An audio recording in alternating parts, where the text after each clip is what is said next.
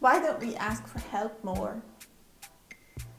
I have the hypothesis that when we grow up as children, at first everyone wants to help us because we are cute little children and we cannot do stuff. But then when we grow up, we get older, people get annoyed, maybe have another child and don't have as much time. So we start to hear the thing of, you're grown up, you're older, you need to do it yourself. Or put your head down, do it yourself and you will learn something. So there is kind of this motto or ideal of, you are an adult, you can do it yourself. And this also becomes a pressure point because I feel like so many people who actually could work together don't, because they don't dare to ask for help, and then take much longer, or it takes so much more brain power and they basically have to reinvent the wheel, where if they ask their neighbor for their help, the person would have loved to do it and support them, but they didn't ask, so they couldn't help. And this, I think, is going playing also into the role of specialization in our society, because if you think about it, at first we were all growing our own food and having to do different things next to it, but then we realized that it was really more efficient and more we saw better results when we had some people, the farmers, doing the growing of the food and others focusing on being a lawyer, being a mechanic, being a doctor, and we actually created better results as a society. Because what else is society if it's not collaboration, right? Having people specialized in different topics brings all of us a higher level of infrastructure, of service. But then we come back to our aspect of help. Who do you use services from?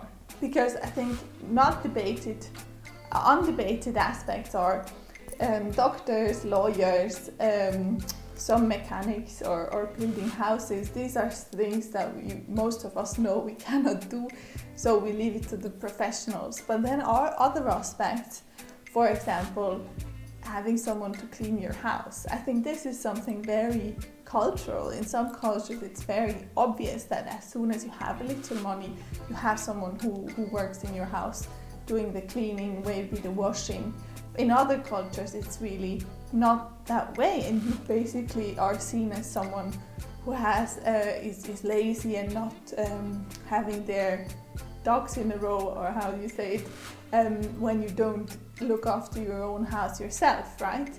So it's a really interesting thing. And for example, psychology, I find is going into the same direction, where we know in neurological research, psychological research today, that there are so many complex aspects to our human psychology, and we have mental illness, we have depression, but so many people still don't go and ask for help from professionals, but rather think they need to talk to their mom or their friend, who A, has personal interest in your well-being, and B, doesn't have a clue about psychology, most probably. So you think, for me it's really interesting, because then again, if we need someone to do our taxes, it's not the question that we go to a specialist and we choose a specialist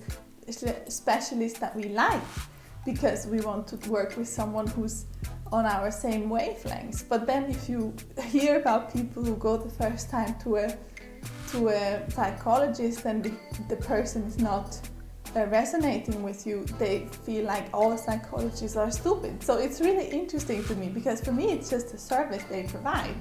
You have to choose someone who is really resonating with you, and then you can get the most out of it, as you would do with a doctor, with a lawyer, with every other service professional, right?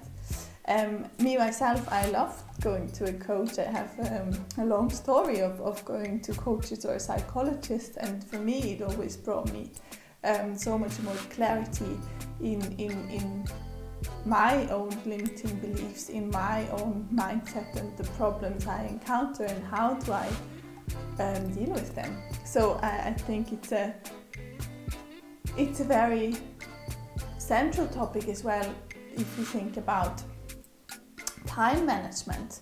If you're good at your job and you could basically work 2 more shifts or something, and then for this money could hire someone doing your taxes because you were so stressed out doing your taxes, this might be a good option.